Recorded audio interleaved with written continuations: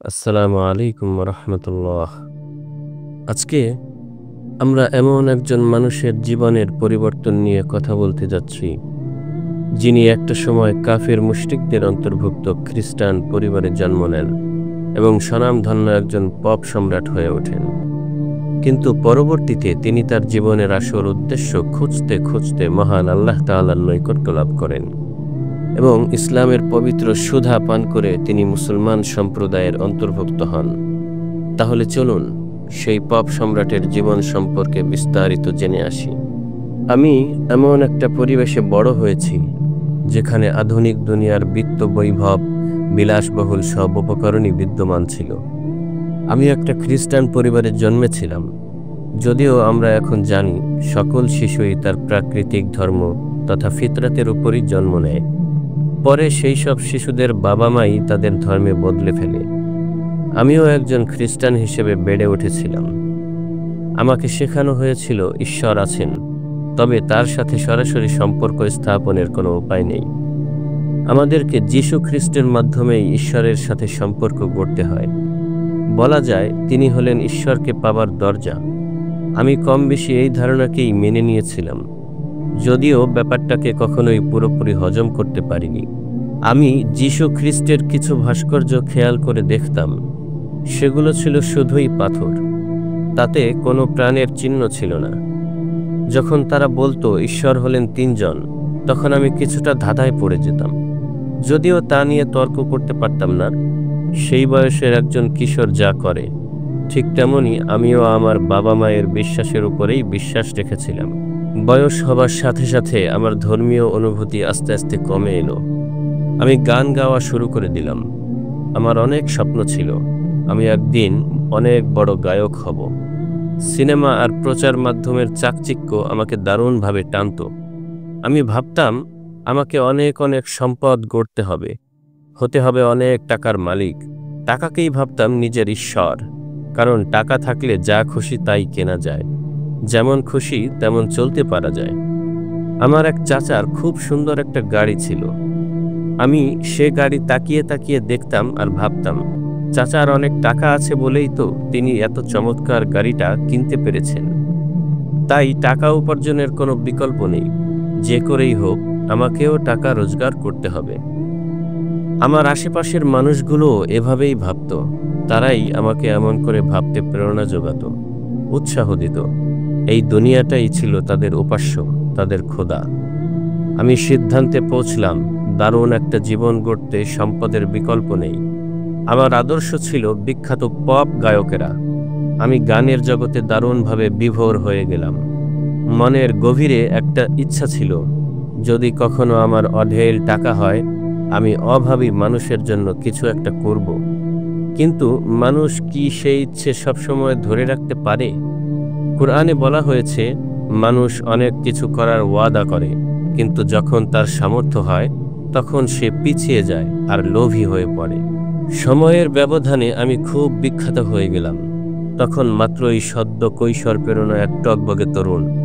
আমার নাম আর ছবি বিভিন্ন পত্রপত্রিকা এবং টিভিতে প্রচার হতে লাগলো।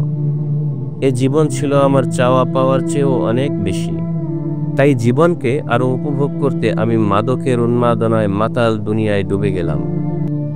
1 বছরের বিপুল যশ, খ্যাতি, সাফল্য আর উন্নত জীবনযাত্রার পর আমি অসুস্থ হয়ে গেলাম। আমার যক্ষ্মা ধরা পড়ল। আমাকে ভর্তি হতে হলো হাসপাতালে। এই সময়ে জীবন নিয়ে আমি নতুন করে ভাবতে শুরু করলাম, আমার কি হবে? আমি কি শুধুই দেহ সর্বস্ব একজন? আমার জীবনের লক্ষ্য কি শুধুই ভোগ করে যাওয়া, এই দেহের সুখ খুঁজে পাওয়া? কেন আজ আমি এই হাসপাতালের বেডে এভাবে পড়ে আছি? এভাবে জীবন সম্পর্কে আমি নতুন করে ভাবতে শুরু করি। এখন বুঝতে পারি, সেই অসুস্থতাই ছিল আমার জন্য আল্লাহ তাআলার পক্ষ থেকে রহমত। আল্লাহ এর মাধ্যমে আমার অন্তর্চক্ষু খুলে দিয়েছিলেন। মানুষের মৃত্যু হয়, কিন্তু আত্মার মৃত্যু নেই, এটা সচল থাকে। আমার মনে হচ্ছিল প্রশান্তির এক নতুন রাস্তা ধরে চলা শুরু করেছি। আমি ধ্যান করা শুরু করি, এমনকি নিরামিষ ভোজী হয়ে যাই। অনুভব করতে শুরু করি আমার দেহটাই সব নয়। একদিন বাইরে হাঁটার সময় দারুণ বৃষ্টি নামলো। আমি কোথাও আশ্রয় নেওয়ার জন্য দৌড়ে গেলাম। হঠাৎই মনে হলো, আচ্ছা, এই যে আমার শরীর বৃষ্টিতে ভিজছে, এই শরীরই তো আমাকে বলছে আমি যেন কোনো নিরাপদ আশ্রয়ে যাই, যাতে বৃষ্টিতে ভেজা থেকে শরীরটা রক্ষা পায়। আমার মনে হলো আমাদের শরীর আসলে ভারবাহী গাধার মতো। গাধাকে যদি সঠিক দিকে না চালাই, তবে গাধাই আমাদেরকে তার নিজের পছন্দের দিকে নিয়ে যাবে। তখন অনুভব করলাম ঈশ্বর প্রদত্ত আমার নিজস্ব একটা ইচ্ছা শক্তি আছে, যা ঈশ্বরের ইচ্ছাকে অনুসরণ করে থাকে। প্রাচ্যের ধর্মমতের বিভিন্ন চিন্তাধারা আমাকে দারুণভাবে আকৃষ্ট করত। ততদিনে খ্রিস্ট ধর্মের উপর আমার বিরক্তি চলে এসেছিল। আমি আবারও গান করা শুরু করলাম। এবার গানে আমার নিজস্ব চিন্তা দর্শন প্রতিফলিত হচ্ছিল। গানের জগতে আগের চেয়েও বিখ্যাত হয়ে গেলাম। ওই সময়টা ছিল আমার জন্য খুব জটিল। একদিকে আমার নাম, যশ, খ্যাতি, অর্থবিত্ত বাড়ছিল, অন্যদিকে আমি সত্যকে খুঁজে ফিরছিলাম। একটা সময় আমি অনুভব করলাম বৌদ্ধ ধর্মটাই সঠিক, কিন্তু এই দুনিয়ার আরামায়েশ ত্যাগ করতে প্রস্তুত ছিলাম না। এই দুনিয়ার সাথে এত বেশি জড়িয়ে পড়েছিলাম, সব ছেড়ে ছুড়ে দিয়ে নির্জনবাসী সন্ন্যাসী হওয়া আমার পক্ষে সম্ভব ছিল না। জেনচিং, সংখ্যাতত্ত্ব, জ্যোতিষশাস্ত্র ইত্যাদি নিয়েও পড়াশোনা শুরু করেছিলাম।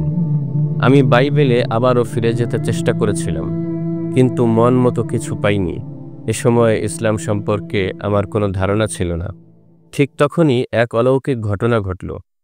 আমার ভাই জেরুজালেমের এক মসজিদে গিয়েছিলেন। সেখানকার শান্তিপূর্ণ প্রশান্তিময় পরিবেশ তাকে দারুণভাবে মুগ্ধ করেছিল।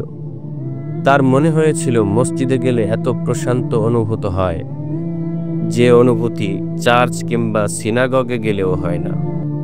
লন্ডনে আসার সময় তিনি সাথে করে কোরআনের একটা কপি নিয়ে আসলেন। আমাকে তা পড়তে দিলেন। তিনি তখনও মুসলমান হননি, কিন্তু তার কাছে এই ধর্ম আকর্ষণীয় মনে হলো। তিনি ভাবলেন, আমিও হয়তো এর মধ্যে শান্তি খুঁজে পাব। এই কোরআনের কপিটা যখন আমি পড়তে শুরু করি, আমি তখন অনুভব করতে থাকি এটি আমাকে সঠিক পথ দেখাচ্ছে, বলে দিচ্ছে কে আমি, কি আমার পরিচয়, এই জীবনের উদ্দেশ্য কি, বলে দিচ্ছে আমি কোথা থেকে এসেছি আর কোথায় যাব। আমি হৃদয় দিয়ে বুঝতে পারছিলাম এটাই সঠিক ধর্ম। এটা না এমন কোনো ধর্ম যা পশ্চিমারা ধর্ম বলতে বুঝে থাকে, আর না এমন ধর্ম যা কেবলমাত্র বৃদ্ধ বয়সেই পালনীয়। পাশ্চাত্যের লোকেরা মনে করে যারা সিরিয়াসলি কোনো ধর্ম মানে এবং সেটাকেই জীবনের লক্ষ্য উদ্দেশ্য বানায়, সে আসলে একটা বুদ্ধ, একটা পাগল। আমি কোনো বুদ্ধ ছিলাম না। শুরুর দিকে আমি শরীর ও আত্মার সম্পর্ক নিয়ে দ্বন্দ্বে ছিলাম। এখন আমি বুঝতে পারলাম শরীর ও আত্মা হলো আলাদা জিনিস নয়। ধার্মিক হতে গেলে আপনাকে পাহাড়ে যেতে হবে না। এই দুনিয়ায় থেকে দুনিয়ার জীবনে স্রষ্টার বিধিনিষেধ মেনে চলাই যথেষ্ট। বুঝতে পারলাম আল্লাহই সব কিছুর মালিক। তিনি তন্দ্রাচ্ছন্ন হন না, তিনিই সব কিছু সৃষ্টি করেছেন। এই পর্যায়ে ব্যক্তিগত অহংকার ত্যাগ করা শুরু করি। আগে ভাবতাম নাম, যশ, খ্যাতি সব আমারই উপার্জন, কিন্তু সত্যিকার অর্থে আমার নিজের সৃষ্টির পেছনেই তো আমার কোনো হাত নেই, নেই কৃতিত্ব। আমাকে সৃষ্টির মূল উদ্দেশ্য হলো আমার ইচ্ছাশক্তিকে আল্লাহর দিকে সমর্পণ করা, যার আরেকটি নাম হলো ইসলাম। এই পর্যায়ে আমি বিশ্বাসকে আবিষ্কার করি। অনুভব করতে পারছিলাম আমি একজন মুসলিম। কোরআন পড়ে জানতে পারি সব নবীর ধর্মই ছিল এক। তাহলে খ্রিস্টান এবং ইহুদিদের মাঝে এত তফাৎ কেন? আমি জানতাম কিভাবে ইহুদিরা যিশুকে অস্বীকার করল, তার বাণীকে পাল্টে দিল। এমনকি খ্রিস্টানরাও আল্লাহর বাণীর ভুল অর্থ করেছিল। তারা যিশুকে বলে আল্লাহর পুত্র। কোরআনের সবকিছুই যুক্তিসঙ্গত। এটাই কোরআনের সৌন্দর্য। কোরআন মানুষকে বলে গভীরভাবে ভাবতে, চন্দ্র সূর্য নয়, বরং সবকিছুর যিনি স্রষ্টা, কেবল তারই ইবাদত করতে। আমি যখন কোরআনের আরো গভীরে যাই, দেখি কোরআন নামাজের কথা বলে, দান, দয়া ও সদাচরণের কথা। আমি তখনও মুসলিম হইনি, কিন্তু আমি অনুভব করতে পারছিলাম কোরআনই হলো আমার সব জিজ্ঞাসার জবাব। স্রষ্টা আমার জন্যই এটা পাঠিয়েছেন। এ পর্যায়ে আমি আমার মুসলিম ভাইদের সাথে দেখা করার প্রয়োজন অনুভব করি। আমার ভাইয়ের মতোই আমি জেরুজালেম গেলাম। সেখানে এক মসজিদে গিয়ে হাজির হলাম একদিন। এক ভাই এসে আমার পরিচয় জানতে চাইলেন। আমি নিজেকে একজন মুসলিম হিসেবে পরিচয় দিলাম। যখন নাম বললাম স্টিভেন্স, তখন তিনি কিছুটা ধাঁধায় পড়ে গেলেন। সবার সাথে একত্রে নামাজ পড়লাম, যদিও আমার নামাজ পড়ার তরিকা পুরোপুরি শুদ্ধ ছিল না। লন্ডনে ফিরে এসে নাফিসা নামে এক বোনের সাথে আমার দেখা হলো। তাকে জানালাম যে আমি ইসলাম গ্রহণ করতে চাই। তিনি আমাকে নিউ রিজেন্ট মসজিদে যেতে বললেন। বুঝতে পারছিলাম অহংকার ইবলিসের প্ররোচনা থেকে মুক্ত হয়ে আমার অবশ্যই একমুখী হওয়া উচিত। 1977 সালের এক শুক্রবারে জুমার নামাজের পর আমি সম্মানিত ইমামের হাতে হাত রেখে কালেমায়ে শাহাদাত পড়লাম। প্রশান্ত হৃদয়ে উচ্চারণ করলাম, আশহাদু আল্লা ইলাহা ইল্লাল্লাহ ওয়া আশহাদু আন্না মুহাম্মাদার রাসূলুল্লাহ। এটা ছিল কোরআন হাতে পাওয়ার 1.5 বছর পরের ঘটনা। এতদিন আমার সামনে সেই সব লোকেরাই ছিল আদর্শ, যাদের অনেক নাম, যশ ও খ্যাতি ছিল অর্থবিত্ত। কিন্তু আমি হিদায়াত থেকে বারবার পালিয়ে বেড়াচ্ছিলাম, যতক্ষণ না আমার হাতে পবিত্র কোরআনের কপি আসে। এখন আমি সরাসরি আল্লাহর সাথে যোগাযোগ স্থাপন করতে পারি, যা খ্রিস্টান কিংবা অন্য কোনো ধর্মে হয় না। এক হিন্দু মহিলা আমাকে বলেছিলেন, তুমি হিন্দুদের বুঝতে পারোনি, আমরা এক ঈশ্বরেই বিশ্বাস করি। আমরা এই সব জিনিস, মূর্তি কেবল আমাদের মনোযোগের জন্যই ব্যবহার করি। তিনি আসলে যা বোঝাচ্ছিলেন তা হলো, ঈশ্বরের কাছে পৌঁছাতে চাইলে তার সাথে কোনো কিছুকে অংশীদার করা প্রয়োজন, যেমন মূর্তি কিংবা অন্য কোনো বস্তু। কিন্তু ইসলাম এই সমস্ত বাধা দূর করে। কাফির ও মুমিনকে যে বিষয়টা আলাদা করে তা হলো সালাত। সালাত আল্লাহর সাথে বান্দার সরাসরি সম্পর্ক তৈরি করে। এর মাধ্যমেই শরীর, মন, আত্মা বিশুদ্ধ হয়। সবশেষে আমি বলতে চাই, আমি এখন যা করি সবই আল্লাহর সন্তুষ্টির জন্য। আমি দোয়া করি আপনারাও যেন আমার এই পরিবর্তনের ঘটনায় অনুপ্রাণিত হয়ে জীবনের সঠিক পথেও খুঁজে পান। ইসলাম গ্রহণের আগে আমার কোনো মুসলিমকে জানার সুযোগ হয়নি। আমি প্রথমে কোরআন পড়ি এবং বুঝতে পারি কোনো মানুষই পাপ মুক্ত নিখুঁত নয়। ইসলামই একমাত্র নিখুঁত ও বিশুদ্ধ। আর আমরা যদি পরিপূর্ণভাবে নবী এর অনুসরণ করতে পারি, তাহলেই কেবল আমরা জীবনে সফলতা অর্জন করতে পারব। আল্লাহ পাক আমাদের সবাইকে তার বাতলানো পথে ফিরে এসে নবীর আদর্শে জীবনটাকে পরিচালিত করার তৌফিক দান করেন। আমিন। প্রিয় শ্রোতাগণ, আজকের ভিডিওটি এ পর্যন্তই। আপনাদের একটি লাইক, একটি কমেন্ট আমাদের জন্য অনুপ্রেরণা। আমাদের ভিডিওগুলো ভালো লাগলে চ্যানেলটি অবশ্যই সাবস্ক্রাইব করে বেল আইকনটিতে ক্লিক করে রাখবেন। ইনশাআল্লাহ দেখা হবে পরের ভিডিওতে। সে পর্যন্ত সবাই ভালো থাকুন। আল্লাহ হাফেজ। আসসালামু আলাইকুম ওয়া রাহমাতুল্লাহ।